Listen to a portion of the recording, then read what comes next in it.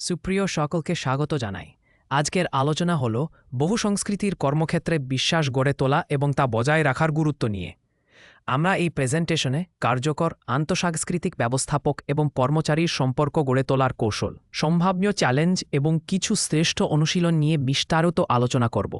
এই বিষয়গুলো আমাদের কর্মজীবনে আরও সুষ্ঠু ও সফল যোগাযোগ এবং সহযোগিতার ভিত্তি গড়ে তুলতে বিশেষভাবে সহায়ক হবে। ডক্টর জাওয়াদ সিবালি বলছেন যে বহুসাংস্কৃতিক কর্মক্ষেত্রের সম্পর্কের মধ্যে বিশ্বাস একটি অত্যন্ত গুরুত্বপূর্ণ উপাদান। বিশেষ করে বহুজাতিক সংস্থাগুলিতে কার্যকর নেতৃত্ব এবং দলগত সহযোগিতা প্রতিষ্ঠার জন্য বিশ্বাস অপরিহার্য। বিশ্বাস সাংস্কৃতিকভাবে বৈচিত্র্যময় দলগুলোর উৎপাদনশীলতা এবং কর্মীদের সম্পৃক্ততা বাড়াতে বড় ভূমিকা রাখে। তবে সংস্থাগুলোকে তাদের বৈশ্বিক কার্যক্রমের উন্নতির জন্য বিভিন্ন সংস্কৃতিতে বিশ্বাসের ভিন্ন ভিন্ন অর্থ ও অনুভূতি বোঝার প্রয়োজন আছে। তবে সাংস্কৃতিক পার্থক্যের কারণে বিশ্বাস গঠনের প্রক্রিয়া অনেক সময় জটিল হয়ে ওঠে। তাই ম্যানেজারদের অবশ্যই এই চ্যালেঞ্জগুলো মোকাবেলা করে শক্তিশালী ও সুসংহত কর্মসম্পর্ক তৈরি করতে হবে। বিশ্বাস গঠন করতে হলে প্রধানত সাংস্কৃতিক বৈচিত্র্যের মাঝে পারস্পরিক বোঝাপড়া এবং সম্মান বাড়ানো প্রয়োজন। এর ফলে কর্মী সম্পৃক্ততা বৃদ্ধি পায় এবং দীর্ঘমেয়াদী সফলতা নিশ্চিত হয়। অবশেষে বহুজাতিক সংস্থাগুলিতে ভালো ব্যবস্থাপনার জন্য বিশ্বাস একটি শক্ত ভিত্তি। সাংস্কৃতিক গতিবিধি বুঝে নিলে সংস্থার টেকসই উন্নয়ন সম্ভব হয়, যা আজকের বৈশ্বিক প্রতিযোগিতায় অতীব গুরুত্বপূর্ণ। শিক্ষার এই অংশে আমরা মূলত 4টি বিষয়ের উপর গুরুত্ব দেব। প্রথমত, আস্থা ফ্যাক্টরগুলো বোঝা খুবই গুরুত্বপূর্ণ। এর মধ্যে রয়েছে আস্থা গঠনের বিভিন্ন উপাদান এবং কিভাবে এই উপাদানগুলো বিভিন্ন সাংস্কৃতিক প্রেক্ষাপটে ভিন্ন ভিন্নভাবে কাজ করে সেই জ্ঞান অর্জন করা।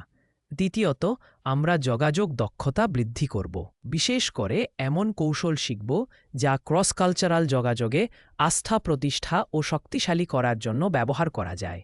তৃতীয়ত, সাংস্কৃতিক প্রভাব বিশ্লেষণের মাধ্যমে আমরা বুঝতে চেষ্টা করব সাংস্কৃতিক মূল্যবোধগুলো কিভাবে আস্থার প্রত্যাশাকে প্রভাবিত করে এবং সেই অনুযায়ী নেতৃত্বের ধরন কিভাবে অভিযোজিত করা যেতে পারে।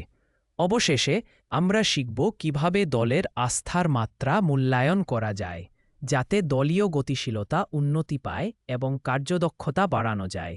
এই জন্য বিভিন্ন টুল এবং মেট্রিক্স ব্যবহার করা হবে। এই 4টি দিক আমাদের শেখার মূল ভিত্তি। কর্মক্ষেত্রে বিশ্বাস বলতে আমরা বুঝি সেই বিশ্বাস যে আমাদের সহকর্মীরা নির্ভরযোগ্য, ধারাবাহিক এবং নৈতিকভাবে কাজ করে। এটা এমন একটি অনুভূতি যা অফিসের পরিবেশকে সুস্থ এবং সহযোগিতামূলক রাখে।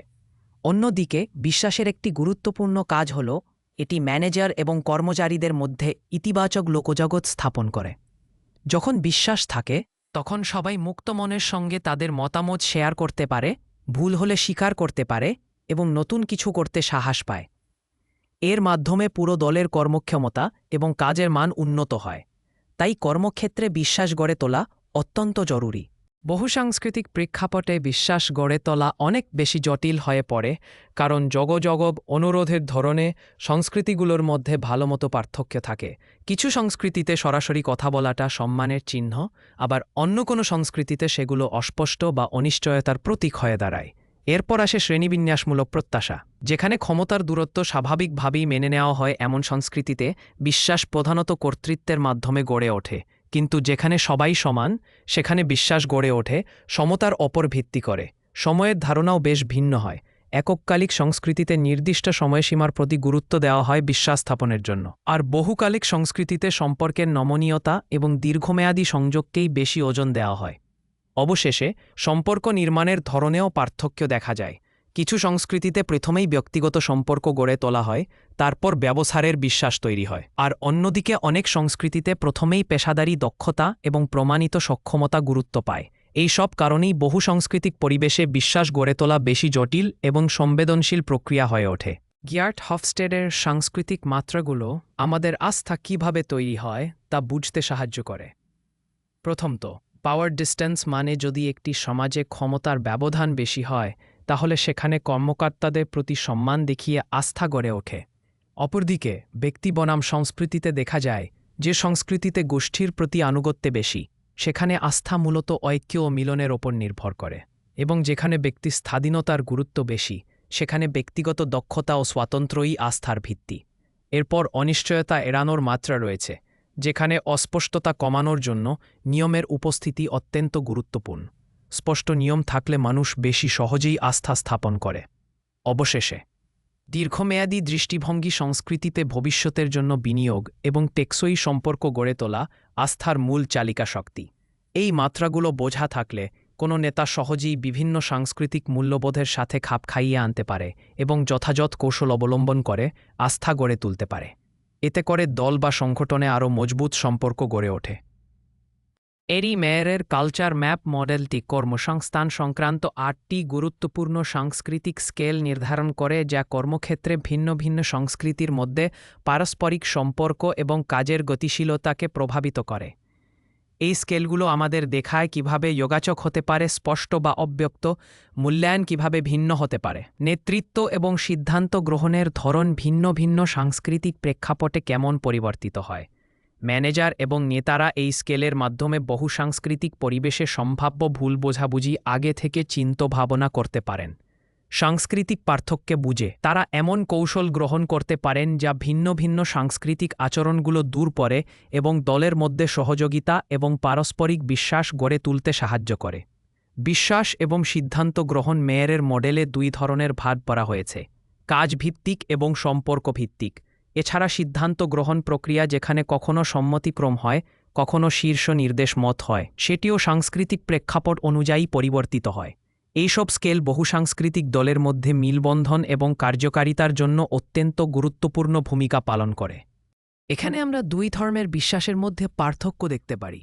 প্রথমটি হল টাস্ক ভিত্তিক বিশ্বাস, যা মূলত মার্কিন যুক্তরাষ্ট্র, জার্মানি এবং নেদারল্যান্ডসের মতো সংস্কৃতিগুলোতে বেশি প্রচলিত। এই ধরনের বিশ্বাস দ্রুত গড়ে ওঠে, কারণ এটি প্রদর্শিত পেশাদার দক্ষতা এবং নির্ভরযোগ্যতার উপর ভিত্তি করে। অর্থাৎ, কাজের বাস্তব সফলতা ও পারফরম্যান্সে ভর করে বিশ্বাস তৈরি হয় এবং প্রয়োজন অনুযায়ী সেটা পরিবর্তিত হতে থাকে। অন্যদিকে সম্পর্কভিত্তিক বিশ্বাস মধ্যপ্রাচ্য, ল্যাটিন আমেরিকা এবং এশিয়ার কিছু অংশে বেশি দেখা যায়। এতে কাজের বাইরে ব্যক্তিগত মিথস্ক্রিয়া অনেক গুরুত্বপূর্ণ ভূমিকা নেয়। এই ধরনের বিশ্বাস গড়ে ওঠে ধীরে ধীরে এবং অনেক বেশি গভীর ও স্থায়ী হয়, এমনকি পেশাদার ভুল ত্রুটির পরেও টিকে থাকে। এতে ব্যক্তিগত সম্পর্ক ও বোঝাপড়া বেশি গুরুত্ব পায়, যা কাজের বাইরেও প্রসারিত হয়। এই পার্থক্যগুলো আমাদের বুঝতে সাহায্য করে কিভাবে বিভিন্ন সংস্কৃতিতে বিশ্বাস গঠনের ধরন ভিন্ন হতে পারে। এখানে আমরা ক্রস কালচারাল বিশ্বাস গড়ে তোলার সময় যে কয়েকটি চ্যালেঞ্জের মুখোমুখি হয় তা নিয়ে আলোচনা করছি। প্রথমত, অচেতন পক্ষপাত। যখন আমরা ভিন্ন সংস্কৃতির আচরণগত নিয়মগুলো বুঝতে পারি না, তখন সহজেই ভুল ব্যাখ্যা হতে পারে। যেমন ধরুন, কোনো এক সংস্কৃতিতে যখন কেউ চোখ এড়িয়ে চলে, সেটা অবিশ্বাস হিসেবে দেখা হয়, কিন্তু অন্য কোনো সংস্কৃতিতে একই কাজ শ্রদ্ধার চিহ্ন হতে পারে। দ্বিতীয়ত, ভাষাগত প্রতিবন্ধকতা। শব্দ বা বাক্যের অর্থ ভিন্ন ভাষায় ভিন্ন হয়ে থাকে, যা অনেক সময় ভুল বোঝাবুঝির কারণ হয় এবং এর ফলে বিশ্বাস গড়ে ওঠার পথে বাধা আসতে পারে। তৃতীয়ত, যৌথ মানের অনুমান। ন্যায়পরায়ণতা, সততা এবং শ্রদ্ধার ধারণাগুলো সংস্কৃতি অনুসারে ব্যাপকভাবে আলাদা হতে পারে। তাই একাধিক সংস্কৃতিতে সার্বজনীন বিশ্বাসের ভিত্তি স্থাপন করা কঠিন হয়ে পড়ে। সবশেষে, সংঘাত সমাধানের পদ্ধতি সম্পর্কেও পার্থক্য আছে। কিছু সংস্কৃতি সরাসরি বিরোধ সমাধান পছন্দ করে, আবার অন্য সংস্কৃতিতে সমন্বয়মূলক পন্থাই গ্রহণীয়। ফলে এই পার্থক্যের কারণে বিশ্বাস গঠনে জটিলতা তৈরি হয়। এই চ্যালেঞ্জগুলো আমাদের বুঝতে হবে, যাতে আমরা পারস্পরিক শ্রদ্ধা ও বিশ্বাস বাড়াতে পারি। প্রথম ধাপে সক্রিয় শ্রবণ অনুশীলন করা অত্যন্ত গুরুত্বপূর্ণ। এতে আমরা বক্তার প্রতি সম্পূর্ণ মনোযোগ দেই। শুধু তাদের কথাই নয়, তাদের অমৌখিক সংকেতও লক্ষ্য করি। এর মাধ্যমে আমরা তাদের বক্তব্য পুনর্বক্তি করে বুঝতে চেষ্টা করি, যা আমাদের বোঝাপড়াকে আরও স্পষ্ট করে তোলে। সক্রিয় শ্রবণ শুধু কথোপকথন নয়, এটি বিশ্বাস গড়ে তোলার এবং বিভিন্ন দৃষ্টিভঙ্গির প্রতি সম্মান প্রদর্শনের একটি মূল ভিত্তি। দ্বিতীয় ধাপে আমাদের নিজেদের বিচার স্থগিত রাখতে হবে। মানে হল, কোনো আচরণ বা বক্তব্য সম্পর্কে আগাম সিদ্ধান্ত নেওয়া থেকে বিরত থাকা। বরং আমরা চেষ্টা করব সাংস্কৃতিক দৃষ্টিভঙ্গি থেকে তাদের কর্ম এবং প্রতিক্রিয়াগুলো ব্যাখ্যা করতে। এই মনোভাব আমাদের পক্ষপাত কমাতে সাহায্য করে এবং সম্পর্কের মধ্যে একটি খোলা, গ্রহণযোগ্য পরিবেশ সৃষ্টি করে। তৃতীয় ধাপে স্পষ্টতা অনুসন্ধান করা জরুরি, অর্থাৎ আমরা মুক্ত এবং উদার প্রশ্ন জিজ্ঞাসা করে আলাপে উৎসাহ দেই। স্পষ্টভাবে নিজের বা অন্যদের দৃষ্টিভঙ্গি তুলে ধরে আমরা কোনো অনিশ্চয়তা বা ভুল বোঝাবুঝি দূর করি। এই পদ্ধতি পারস্পরিক বোঝাপড়াকে নিশ্চিত করে এবং দীর্ঘমেয়াদে ভালো সম্পর্ক গড়ে তোলায় সাহায্য করে। যোগাযোগের ক্ষেত্রে বিশ্বাস গড়ে তুলতে কিছু অত্যন্ত গুরুত্বপূর্ণ দক্ষতা আছে, যেগুলোকে আমরা ভালোভাবে বুঝে নিতে হবে। প্রথমত, প্রত্যাশায় স্পষ্টতা অত্যন্ত জরুরি। বিশেষ করে সাংস্কৃতিক পার্থক্যের মধ্যে যখন অপ্রকাশিত নিয়ম ভিন্ন হতে পারে, তখন স্পষ্টভাবে নিজের কথা বলা গুরুত্বপূর্ণ, যাতে বিভ্রান্তি না হয়। দ্বিতীয়ত, বোঝাপড়া নিশ্চিত করা দরকার। এটা নিশ্চিত করার জন্য আমরা পুনরাবৃত্তি করতে পারি বা ব্যাখ্যা চাওয়ার জন্য উৎসাহ দিতে পারি, যাতে সকল পক্ষ পূর্ণরূপে বুঝতে পারে কি বলা হচ্ছে। তৃতীয়ত, আমাদের যোগাযোগের শৈলী মানিয়ে নিতে হবে। প্রতিটি টিমের পছন্দ এবং প্রয়োজন অনুযায়ী উপযুক্ত মাধ্যম বেছে নেওয়া উচিত, যেমন ইমেল কিংবা মুখোমুখি আলাপ। চতুর্থত, প্রতিক্রিয়া চক্র তৈরি করা অত্যন্ত দরকার, কারণ বিভিন্ন সাংস্কৃতিক পরিবেশে আরামদায়কতার স্তর আলাদা আলাদা হতে পারে। তাই এমন একটি পথ বজায় রাখা জরুরি, যার মাধ্যমে সবাই সহজেই প্রতিক্রিয়া জানাতে পারে। অবশেষে, নির্দিষ্ট উদাহরণ ব্যবহার একটি শক্তিশালী কৌশল। জটিল ধারণাগুলোকে সহজভাবে প্রকাশ করতে এবং ভুল বুঝাবুঝি এড়াতে স্পষ্ট উদাহরণ ব্যবহার করা আমাদের যোগাযোগের আরও কার্যকর করে তোলে। এই দক্ষতাগুলো মেনে চললে আমাদের মধ্যে বিশ্বাস গড়ে উঠবে এবং টিমওয়ার্ক আরও মজবুত হবে। পশ্চিমা সংস্কৃতিতে যেমন নেদারল্যান্ডস, ইসরায়েল এবং জার্মানির মতো দেশগুলো সরাসরি প্রতিক্রিয়াকে খুব গুরুত্ব দিয়ে। এখানে সরাসরি প্রতিক্রিয়া মানে হল সোজাসুজি এবং স্পষ্টভাবে বক্তব্য রাখা, যা পেশাদারিগত উন্নয়নে সাহায্য করে। এই ধরনের প্রতিক্রিয়া সাধারণত সততার এক রূপ হিসেবে দেখা হয় এবং এটি কর্মক্ষমতা বাড়াতে উৎসাহ দিয়ে। অন্যদিকে, পূর্ব সাংস্কৃতিক ব্যবস্থায় যেমন জাপান, সৌদি আরব এবং থাইল্যান্ড পরোক্ষ প্রতিক্রিয়া বেশি পছন্দ করা হয়। এখানে প্রতিক্রিয়া দেওয়ার সময় সম্মানহানি না করার দিকে বিশেষ গুরুত্ব দেওয়া হয়। তাই সমালোচনাগুলো নরম এবং ব্যক্তিগত হয়ে থাকে, যাতে কারও মানসিক দমনের সৃষ্টি না হয় এবং সম্পর্ক বজায় থাকে। এই ধরনের প্রতিক্রিয়া সামাজিক সমঝোতা এবং সম্মানের ওপর বেশি নির্ভর করে। সঠিক এবং প্রভাবশালী প্রতিক্রিয়া দেওয়ার জন্য এসবিআই ফ্রেমওয়ার্ক খুবই কার্যকর। প্রথম ধাপে আমাদের সেই পরিস্থিতি নির্ধারণ করতে হবে যেখানে ঘটনা ঘটেছে, অর্থাৎ সময় এবং স্থান স্পষ্টভাবে জানানো উচিত, যাতে কেউ বুঝতে পারে এটি কোন প্রসঙ্গে হয়েছিল। এইভাবে প্রতিক্রিয়াটি আরও পরিষ্কার এবং প্রাসঙ্গিক হয়। দ্বিতীয় ধাপে আমরা আচরণটি নির্ভুল এবং বিশদভাবে বর্ণনা করব। শুধুমাত্র যা আমরা দেখতে পেয়েছি সেই তথ্যভিত্তিক বর্ণনা দিতে হবে।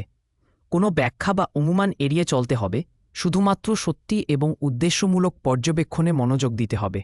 শেষ ধাপে আমরা সেই আচরণ কিভাবে প্রভাব ফেলেছে তা ব্যাখ্যা করব। এটা স্পষ্ট করতে হবে যে আচরণটি দলের উপর, প্রকল্পের উপরে বা সামগ্রিক ফলাফলের উপর কী ধরনের প্রভাব ফেলে। এই ধাপে আমাদের লক্ষ্য হচ্ছে ফলাফলগুলোর গুরুত্ব তুলে ধরা এবং উন্নতির সুযোগগুলো চিহ্নিত করা, যাতে ভবিষ্যতে আরও ভালো প্রভাব তৈরি করা যায়। এখানে আমরা নির্ভরযোগ্যতার মাধ্যমে বিশ্বাস গড়ে তোলার 4টি গুরুত্বপূর্ণ কৌশল আলোচনা করব। প্রথমত, স্পষ্ট প্রতিশ্রুতিগুলো প্রতিষ্ঠা করা খুবই গুরুত্বপূর্ণ, অর্থাৎ যে সময়সীমা বা সেবা আপনি দেওয়ার কথা বলছেন সেটা যেন অস্পষ্ট না থাকে, যাতে সবাই বুঝতে পারেন কি প্রত্যাশা করা হচ্ছে। দ্বিতীয়ত, প্রতিশ্রুতিগুলো ধারাবাহিকভাবে পূরণ করা জরুরি। পরিকল্পনা অনুযায়ী কাজ শেষ করতে হবে। আর যদি কোনো পরিবর্তনের প্রয়োজন হয় তাহলে অবশ্যই প্রোঅ্যাক্টিভলি, অর্থাৎ আগাম যোগাযোগ করে বিষয়টা জানানো উচিত।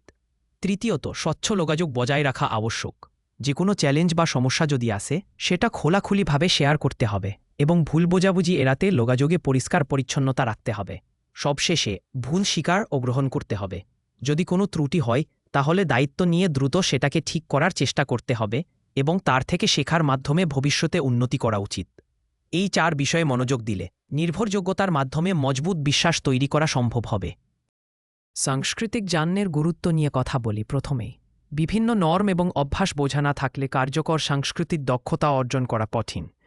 যখন আমরা বিভিন্ন সাংস্কৃতিক প্রত্যাশাগুলো বুঝি এবং স্বীকার করি, তখনই আমরা বিভিন্ন প্রসঙ্গে সঠিকভাবে কাজ করার পথ খুঁজে পাই। এরপর আসে আত্মসচেতনতার ভূমিকা, যা বিশেষ করে বহুসাংস্কৃতিক পরিবেশে অত্যন্ত গুরুত্বপূর্ণ। আমাদের ব্যক্তিগত পক্ষপাত ও ধারণাগুলো স্বীকার করতে না পারলে অন্তর্ভুক্তিমূলক মিথস্ক্রিয়া সম্ভব হয় না। আত্মসচেতনতা আমাদের সাংস্কৃতিক বোঝাপড়াকে উন্নত করার সুযোগ দিয়ে থাকে এবং এর মাধ্যমে আমরা কোথায় উন্নতি দরকার তা দেখতে পারি। তারপর রয়েছে অভিযোজনের দক্ষতা, বিভিন্ন সাংস্কৃতিক অভ্যাসের সাথে নিজেকে মানিয়ে নেওয়া একটি গুরুত্বপূর্ণ গুণ। এটি শুধু কাজকে সহজ করে না, কালচারাল বৈচিত্র্যের প্রতি সম্মান এবং উন্মুক্ততাও প্রকাশ করে। আরও একটি জরুরি দিক হল ধারাবাহিক শেখা। কালচারাল বৈচিত্র্যময় দলের পরিচালনায় এটি অনেক সাহায্য করে। দলের সদস্যদের থেকে সক্রিয়ভাবে পরামর্শ নেওয়া আমাদের সমষ্টিগত দক্ষতা বাড়িয়ে তোলে। সবশেষে, দক্ষতা ভাগাভাগি এবং বিশ্বাস গঠন। যখন আমরা আমাদের ক্ষমতা ও জ্ঞান খোলাখুলি ভাগ করি, তখন দলের মধ্যে বিশ্বাস তৈরি হয়, যা বহুসাংস্কৃতিক পরিবেশে সফল দল পরিচালনার সবচেয়ে গুরুত্বপূর্ণ ভিত্তি। সততার মূল সত্তা হল এটি একটি নৈতিক প্রতিশ্রুতি, যা আমাদের নৈতিক মানদণ্ড অনুসরণ করতে উৎসাহিত করে। শুধুমাত্র কথা দিয়ে নয়, আমাদের কাজও সেই নৈতিকতা প্রতিফলিত করতে হবে। সিদ্ধান্ত গ্রহণে স্বচ্ছতা অপরিহার্য, কারণ যখন আমাদের পছন্দের পেছনের যুক্তি স্পষ্টভাবে তুলে ধরতে পারি, তখন তা অন্যদের বোঝা পারা এবং বিশ্বাস জুড়ে দেয়। এছাড়া মূল্যবোধে স্থিরতা তৈরি করা খুব জরুরি, কারণ আমাদের কথা এবং কাজে সামঞ্জস্য থাকলে তবেই বিশ্বাসযোগ্যতা বজায় থাকে এবং এর কোনো ক্ষয় হয় না। এডেলম্যান ট্রাস্ট ব্যারোমিটারের গবেষণায় দেখা গেছে, নেতাদের সৎ চরিত্রই সবচেয়ে বড় আস্থার ভিত্তি, যা প্রায় 91% কর্মচারীর মধ্যে সুপারিশের সম্ভাবনা বাড়ায়। তাই সততা হল বিশ্বাসের ভিত্তি হিসেবে সবচেয়ে শক্তিশালী গণ্ডি। কর্মচারীর কল্যাণে প্রকৃত যত্ন প্রদর্শন করা মানে শুধু দেখাশোনা করা নয়, বরং একটি বিশ্বাসমূলক সম্পর্ক গড়ে তোলা।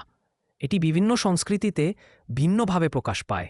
উদাহরণস্বরূপ, ব্যক্তিবাদী সংস্কৃতিতে যেমন আমেরিকা বা অস্ট্রেলিয়ায়, এখানে কর্মচারীর স্বায়ত্তশাসন, কর্মজীবনের সামঞ্জস্য এবং পেশাগত উন্নয়নের প্রতি গুরুত্ব দেওয়া হয়।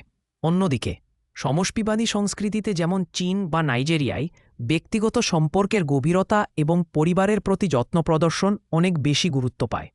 এছাড়া যে কোনো পরিস্থিতিতে বাধা ছাড়াই মনোযোগ সহকারে শুনতে হবে এবং যখন কর্মচারীরা চ্যালেঞ্জের মুখোমুখি হন, তখন নমনীয়ভাবে সহায়তা করতে হবে।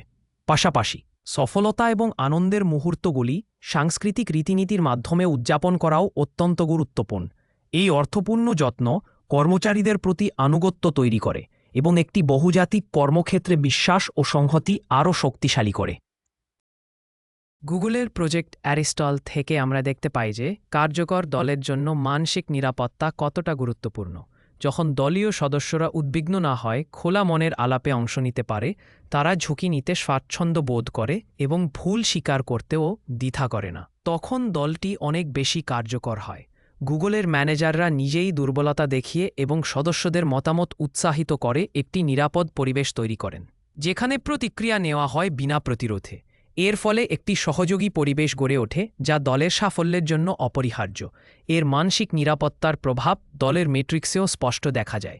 উৎপাদনশীলতা 36% বেড়ে গেছে এবং টার্নওভার 50% কমেছে মাত্র 18 মাসের মধ্যে।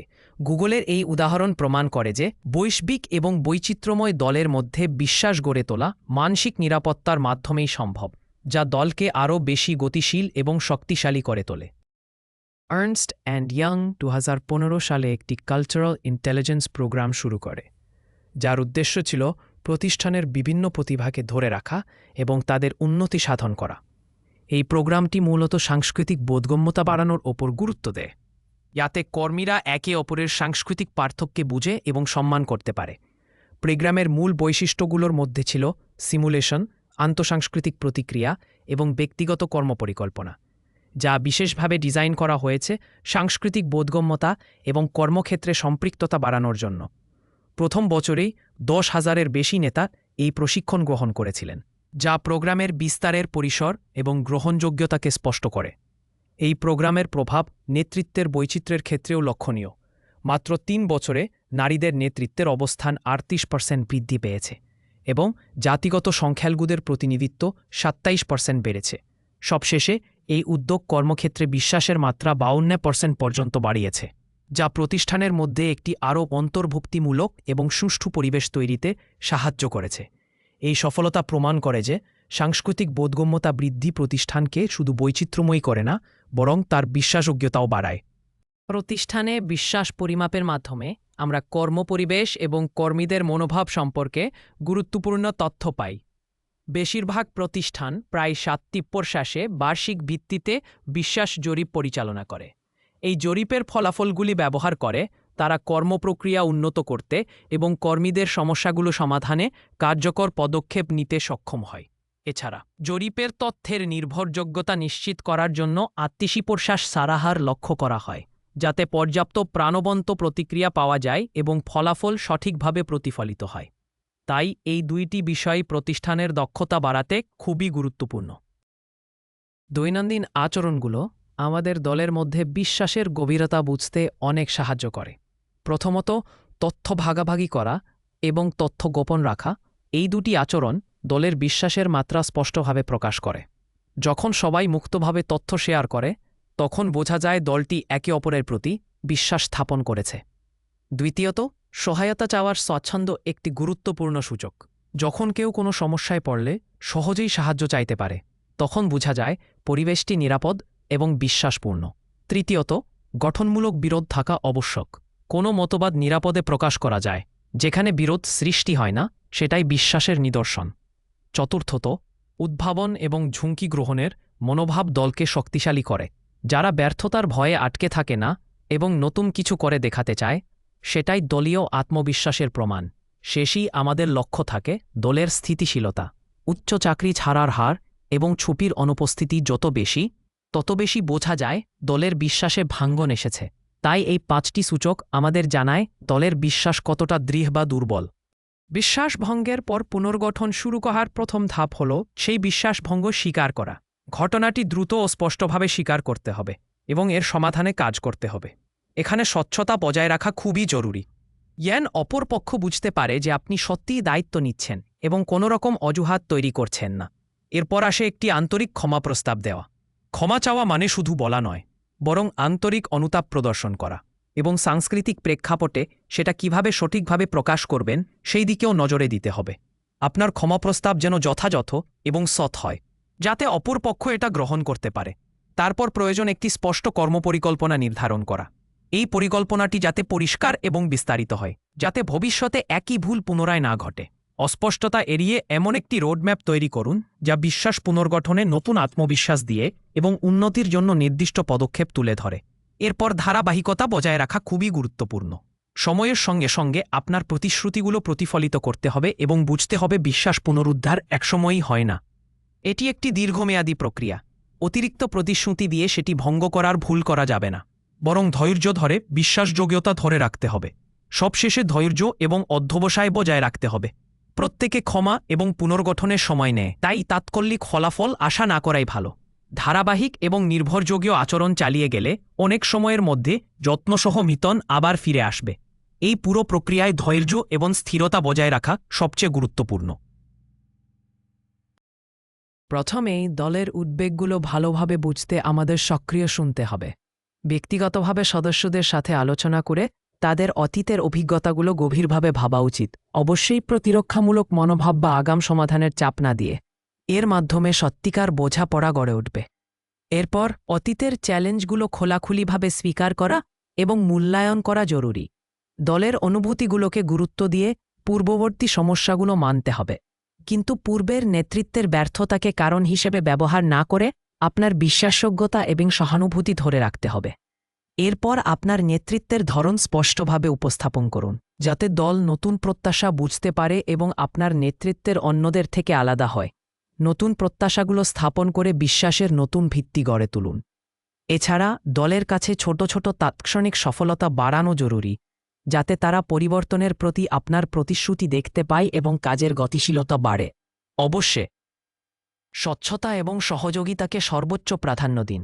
চ্যালেঞ্জগুলো খোলাখুলিভাবে ভাগাভাগি করে দলকে সমস্যা সমাধানে একতাবদ্ধ করুন, যাতে সম্মিলিত দায়িত্ববোধ গড়ে ওঠে এবং বিশ্বাসের পুনরুজ্জীবন সম্ভব হয়। ভার্চুয়াল টিমে বিশ্বাস গড়ে তোলা একটি বেশ চ্যালেঞ্জিং কাজ, বিশেষ করে যখন টিমটি বহু সাংস্কৃতিক হয় এবং সবাই ভিন্ন ভিন্ন পরিবেশ থেকে কাজ করছে। এখানে সামনাসামনি মিথস্ক্রিয়ার অভাব অনেক অমৌখিক সংকেতকে হারিয়ে ফেলে, যা সম্পর্ক এবং মানসিক নিরাপত্তার জন্য খুব জরুরি। তাই আমরা মিটিং চলাকালীন ভিডিও নিয়মিত ব্যবহারের ওপর জোর দেওয়া উচিত, কারণ এটা উপস্থিতি এবং ব্যক্তিগত সংযোগ বাড়িয়ে ভার্চুয়াল পরিবেশের অমানবিকতা কমাতে সাহায্য করে। টাইম জোন ব্যবস্থাপনায় ন্যায়পরায়ণ হওয়াও খুব গুরুত্বপূর্ণ, অর্থাৎ মিটিংয়ের সময় এমনভাবে পরিবর্তন করতে হবে যাতে একেই সদস্যদেরকে বারবার অসুবিধায় ফেলা না হয়।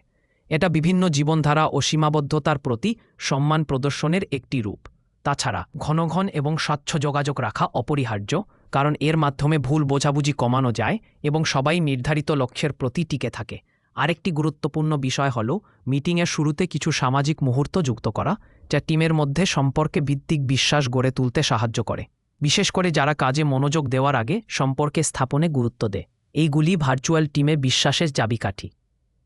ভার্চুয়াল টিমের জন্য পরিষ্কার এবং সম্মত যোগাযোগ নিয়ম অত্যন্ত গুরুত্বপূর্ণ। এটি অস্পষ্টতা কমিয়ে দেয় এবং টিমের মধ্যে আস্থা বাড়ায়।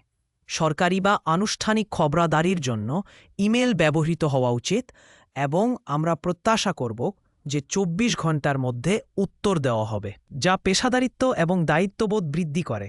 দ্রুত প্রশ্ন বা সমন্বয়ের জন্য ইনস্ট্যান্ট মেসেজিং সবচেয়ে কার্যকর, তবে ডু নট ডিস্টার্ব স্ট্যাটাস মান্য করা জরুরি। এছাড়া 2 কাজের ঘন্টার মধ্যে প্রতিক্রিয়া দেওয়া লক্ষ্য রাখছি।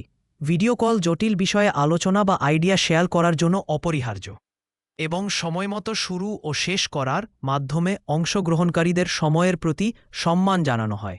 সর্বোপরি এই প্রোটোকল তৈরি করার সময় পুরো টিমকে অন্তর্ভুক্ত করা হয়েছে যাতে সবাই অংশগ্রহণ করতে পারেন এবং সাংস্কৃতিক বৈচিত্র্যের প্রতি সংবেদনশীলতা বজায় থাকে। এতে বিভিন্ন পছন্দ ও সীমাবদ্ধতাগুলো কার্যকরভাবে বিবেচিত হয়।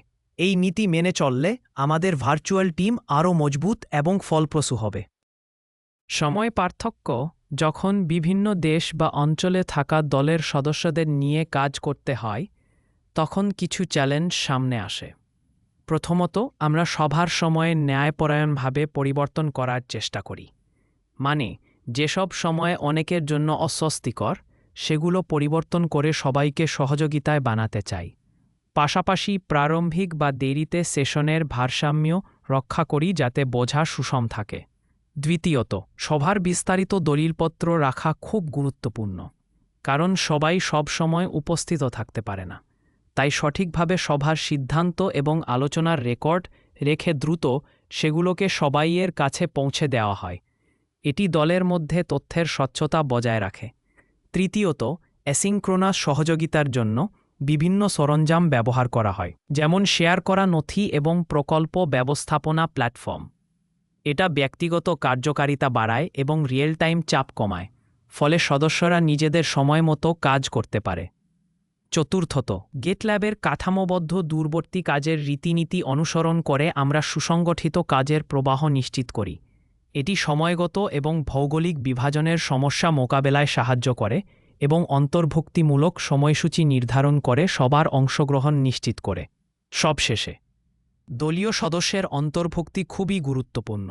সবাই যাতে শোনা যায় এবং সময় অঞ্চলের পার্থক্যের কারণে যারা বিচ্ছিন্ন হতে পারে তাদের জন্য উপযুক্ত ব্যবস্থা নিয়ে আমরা কাজ করি। এই উপায়গুলো আমাদের দূরবর্তী দলের কার্যকারিতা এবং একতা বজায় রাখতে সাহায্য করে।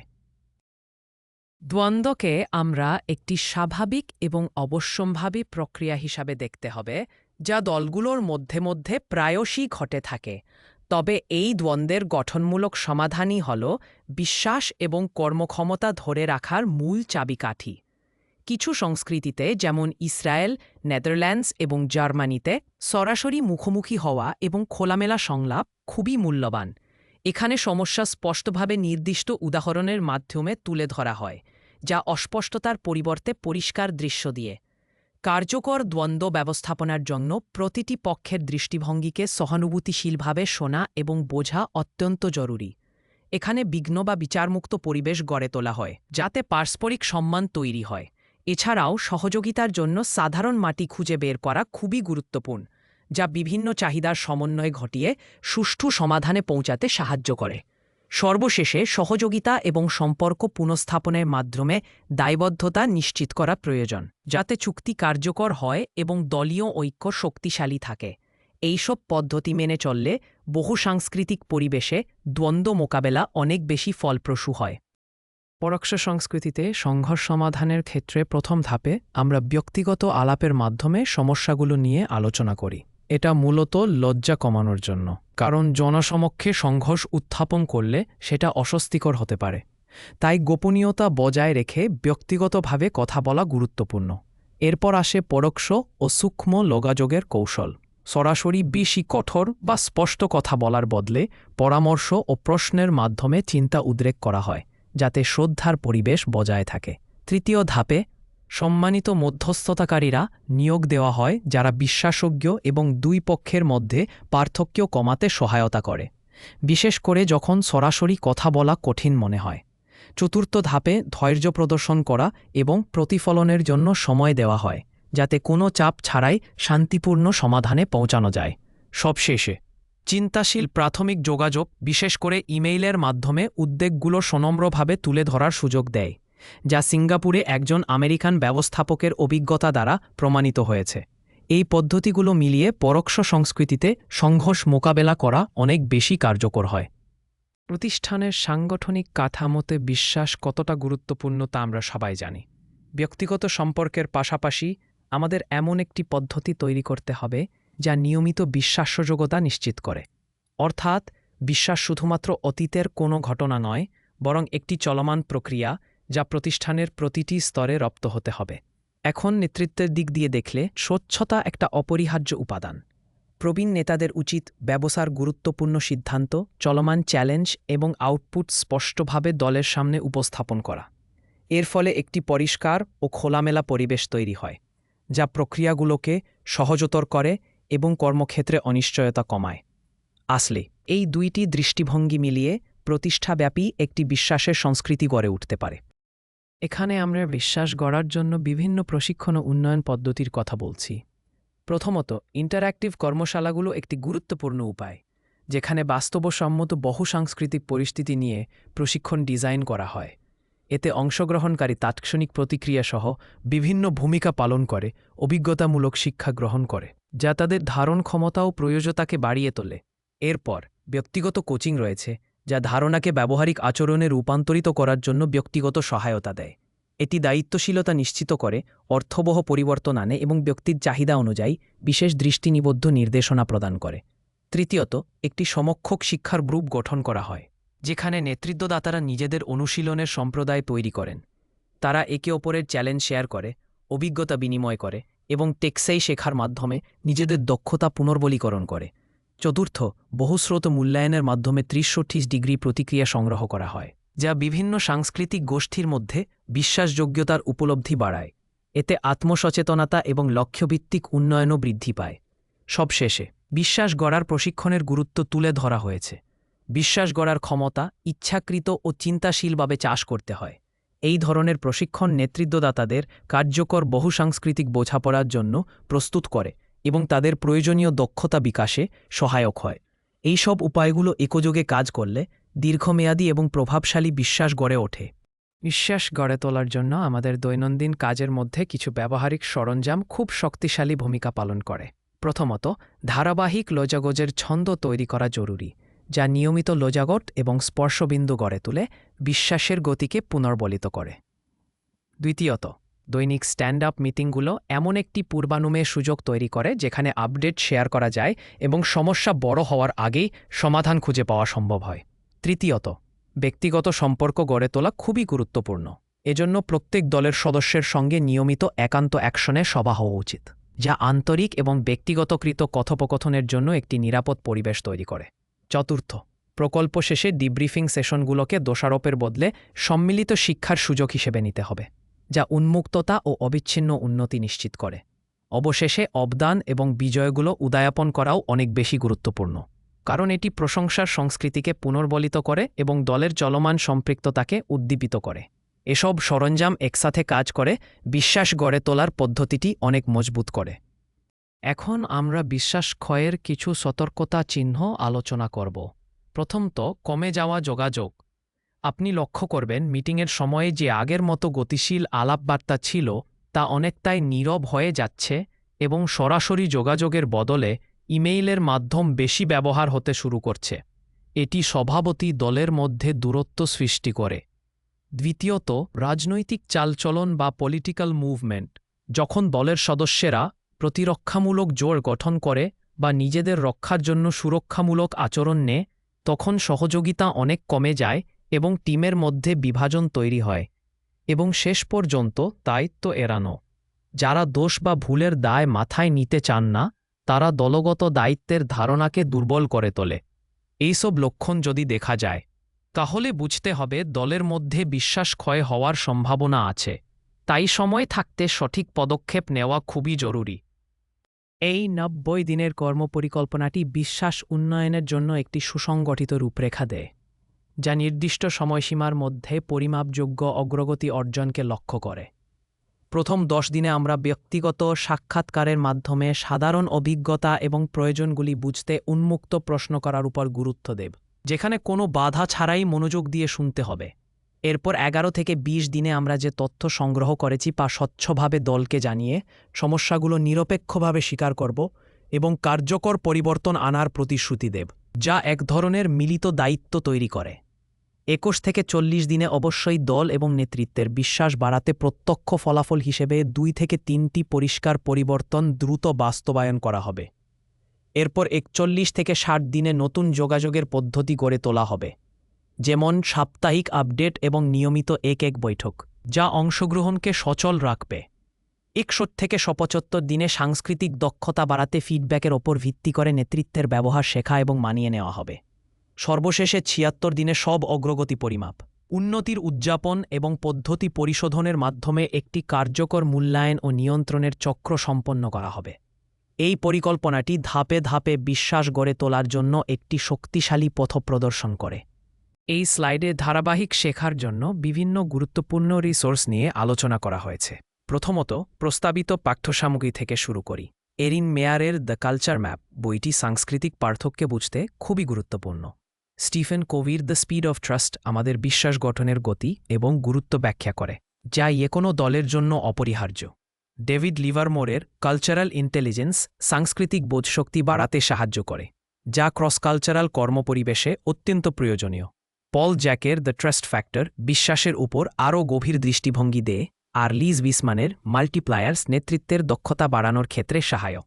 দ্বিতীয়ত, অনলাইন কোর্স প্ল্যাটফর্মগুলোর কথা উল্লেখ করেছি। কোর্সেরা থেকে ক্রস কালচারাল ম্যানেজমেন্ট কোর্সটি বিভিন্ন সাংস্কৃতিক পটভূমি থেকে আসা মানুষদের পরিচালনার দক্ষতা উন্নত করে। লিঙ্কডইন লার্নিংয়ে বিশ্বাস গঠন বিষয়ে কোর্সগুলো থাকায় এই ক্ষেত্রে দক্ষতা বাড়ানো যায়। হার্ভার্ড বিজনেস স্কুল অনলাইনে নেতৃত্বে সংক্রান্ত প্রশিক্ষণ পাওয়া যায়, যা কার্যকর নেতৃত্বের জন্য খুবই গুরুত্বপূর্ণ। এছাড়াও ইনসিডের বহুসাংস্কৃতিক দল পরিচালনা কোর্সটি এমন দলের নেতৃত্বের জন্য বিশেষভাবে কার্যকর। তৃতীয় পয়েন্ট হিসেবে কার্যকর ক্রস কালচারাল কৌশলগুলোর ওপর জোর দেওয়া হয়েছে। এখানে বলা রয়েছে, বিভিন্ন সংস্কৃতির সঙ্গে যুক্ত হতে অভিযোজনিত দক্ষতা শেখা অপরিহার্য। সাংস্কৃতিক পার্থক্য এবং সাদৃশ্য বোঝা আমাদের দৃষ্টিভঙ্গিকে বিস্তৃত করে এবং বহুসাংস্কৃতিক পরিবেশে সফল নেতৃত্বের জন্য দরকারীয়। এসব কৌশল অর্জন করলে আমরা দলীয় সহযোগিতা এবং উৎপাদনশীলতা বাড়াতে পারবে। সবশেষে, পেশাদার উন্নয়নের জন্য বিভিন্ন প্রতিষ্ঠান রয়েছে যেগুলো নেটওয়ার্কিং, প্রশিক্ষণ এবং রিসোর্স সরবরাহ করে। Society for human resource management network তৈরি এবং বিভিন্ন উপকরণ দেয়। ইন্টারন্যাশনাল লিডারশিপ অ্যাসোসিয়েশন নেতৃত্বে উন্নয়নে সাহায্য করে এবং অ্যাসোসিয়েশন ফর ট্যালেন্ট ডেভেলপমেন্ট প্রশিক্ষণ ও রিসোর্স প্রদান করে। এছাড়াও কালচার প্লাস কনসাল্টিং নেটওয়ার্কও সাংস্কৃতিকভাবে অন্তর্ভুক্তিমূলক অনুশীলনে সহায়তা করে, যা দলের মধ্যে ঐক্য ও পারস্পরিক বোঝাপড়া বাড়াতে গুরুত্বপূর্ণ। এই সব রিসোর্স ও কৌশল নিয়মিত অনুসরণ করলে ধারাবাহিক শেখার মাধ্যমে আমরা ক্রস কালচারাল নেতৃত্বে দক্ষতা যথেষ্ট উন্নত করতে পারবে। এখানে আমরা যে মূল শিক্ষণীয় বিষয়টি নিয়ে আলোচনা করছি তা হল বিশ্বাসের উপাদানসমূহ। বিশ্বাস গড়ে ওঠে 4টি গুরুত্বপূর্ণ উপাদানের মাধ্যমে, যেগুলো হল দক্ষতা, নির্ভরযোগ্যতা, সততা এবং যত্ন। এই 4টি উপাদান একটি দলের মধ্যে সুদৃঢ় সম্পর্ক এবং কার্যকর নেতৃত্ব প্রতিষ্ঠায় অপরিহার্য। এছাড়া এই উপাদানগুলোর প্রতিটি সাংস্কৃতিক পার্থক্যের দ্বারা প্রভাবিত হয়, যা বুঝতে পারা এবং মানিয়ে নেওয়া হচ্ছে সফল বহুজাতিক নেতৃত্বের মূল চাবিকাঠি। তাই বিশ্বাস গড়ার সময় আমাদের শুধু ব্যক্তিগত গুণাবলী নয়, সাংস্কৃতিক সূক্ষ্মতাগুলোকেও গুরুত্ব দিতে হবে। আপনাদের সবাইকে ধন্যবাদ আমার উপস্থাপনাটি মনোযোগ দিয়ে শোনার জন্য। আশা করি এই আলোচনা থেকে আপনাদের জন্য উপকারী তথ্য এবং নতুন দৃষ্টিভঙ্গি এসেছে। কোনো প্রশ্ন থাকলে আমি এখন উত্তর দিতে প্রস্তুত। আবারও ধন্যবাদ সবাইকে। এই স্লাইডটিতে আমি তথ্যসূত্রগুলো উপস্থাপন করছি যা আমাদের আলোচনার ভিত্তি হিসেবে কাজ করেছে। প্রথমত মূল একাডেমিক কাজসমূহের মধ্যে মেয়ারের দ্য কালচার ম্যাপ আমাদের সংস্কৃতি ও যোগাযোগের পার্থক্যে বুঝতে সাহায্য করেছে। হফস্টেডের কালচার্স অ্যান্ড অর্গানাইজেশনস থেকে আমরা বিভিন্ন সাংস্কৃতিক মডেলের ধারণা পেয়েছি যা সংস্থাগুলোর আচরণকে প্রভাবিত করে। কোভের দ্য স্পিড অফ ট্রাস্ট আমাদের দেখিয়েছে কিভাবে বিশ্বাস দ্রুত কাজের গতি বাড়ায়। পাশাপাশি লিভারমোরের লিডিং উইথ কালচারাল ইন্টেলিজেন্স এবং জ্যাকের ট্রাস্ট ফ্যাক্টর আমাদের নেতৃত্ব ও বিশ্বাসের বিভিন্ন দিক নিয়ে অন্তর্দৃষ্টি দিয়েছে। দ্বিতীয়ত, প্রভাবশালী গবেষণা অধ্যয়নগুলি নতুন ও বাস্তবভিত্তিক তথ্য উপস্থাপন করেছে। গুগলের প্রজেক্ট আরিস্টটল কর্মসংস্কৃতি ও পারফরম্যান্স বিশ্লেষণে গুরুত্বপূর্ণ ভূমিকা রেখেছে। এডেলম্যান ট্রাস্ট ব্যারোমিটার আমাদের বর্তমান বিশ্বাসের ধারা সম্পর্কে ধারণা দিয়েছে। ম্যাককিনসি ডাইভার্সিটি উইন্স বৈচিত্র্যের যোগসাজশ এবং তার প্রভাব তুলে ধরেছে। হার্ভার্ড বিজনেস রিভিউয়ের নিউরোসায়েন্স অফ ট্রাস্ট আমাদের মস্তিষ্কের দৃষ্টিকোণ থেকে বিশ্বাসের বৈজ্ঞানিক ব্যাখ্যা দিয়েছে, আর এমআইটি স্লোনের গবেষণা বৈচিত্র্যময় দলে বিশ্বাস গড়ার উপায়গুলো বিশ্লেষণ করেছে। এই তথ্যসূত্রগুলো আমাদের আলোচনার ভিত্তিকে সমৃদ্ধ করেছে এবং বাস্তব জীবনে প্রয়োগযোগ্য ধারণা প্রদান করেছে। এই প্রশিক্ষণ সামগ্রীটি শুধুমাত্র অভ্যন্তরীণ ব্যবহারের জন্য এবং শিক্ষামূলক উদ্দেশ্যে তৈরি করা হয়েছে। এখানে দেওয়া তথ্যগুলো পেশাদার বিবেচনার উপর ভিত্তি করে প্রয়োগ করতে হবে, কারণ লেখক এই বিষয়বস্তু অনুযায়ী নেওয়া কোনো পদক্ষেপের জন্য দায়বদ্ধ নয়। এটি কোনো বিশেষায়িত আইনি বা পেশাদার পরামর্শের বিকল্প নয়। তাই জটিল বা গুরুত্বপূর্ণ আইনি কিংবা নিয়ন্ত্রক সমস্যার ক্ষেত্রে অবশ্যই যোগ্য বিশেষজ্ঞদের পরামর্শ নিতে হবে। আমরা তথ্যের সঠিকতা ও সম্পূর্ণতা বজায় রাখতে সর্বোচ্চ চেষ্টা করে থাকি, কিন্তু তবুও ভুল বা অভাব থাকার সম্ভাবনা পুরোপুরি বাদ দেওয়া যায় না। তাই সতর্কতার সঙ্গে ব্যবহার করাই সবচেয়ে গুরুত্বপূর্ণ। এখন আমরা আপনার যাত্রার পরবর্তী ধাপগুলো নিয়ে আলোচনা করব।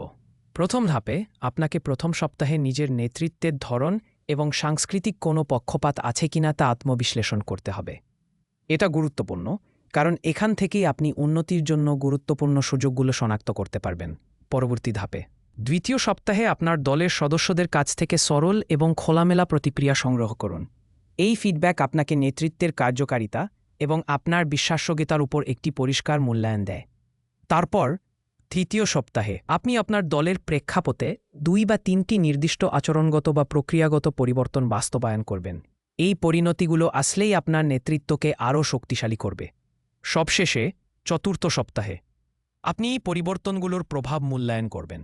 বিভিন্ন আলোচনার মাধ্যমে অথবা জরিপের মাধ্যমে এই মূল্যায়ন সম্পন্ন করলে আপনি উন্নতির নতুন সুযোগ চিহ্নিত করতে পারবেন এবং পরবর্তী পদক্ষেপ নিতে পারবেন। এই ধাপগুলো মেনে চললে আপনার নেতৃত্বের যাত্রা আরও ফলপ্রসূ এবং কার্যকর হবে। আপনার সংগঠন যে চ্যালেঞ্জগুলোর সম্মুখীন হচ্ছে সেগুলোকে বিবেচনা করে আমরা বিশেষায়িত প্রশিক্ষণ সেশন সরবরাহ করি, যা মূলত আন্তঃসাংগঠনিক বিশ্বাস গঠনের ওপর কেন্দ্রীভূত। এর মাধ্যমে আপনি এবং আপনার টিম আরও সুসংগঠিত এবং যোগ্যতার সাথে কাজ করতে সক্ষম হবেন। তদুপরি আমরা ব্যক্তিগত পরামর্শ প্রদান করি, যেখানে এক ব্যবহারে আপনি নিজের প্রয়োজন অনুযায়ী পরামর্শ ও নির্দেশনা পেতে পারেন। এই পরিষেবাগুলো আপনার উন্নয়নে ব্যাপক সহায়তা করবে। যদি আরও জানতে চান বা আলোচনা করতে চান, নিঃসংকোচে যোগাযোগ করুন।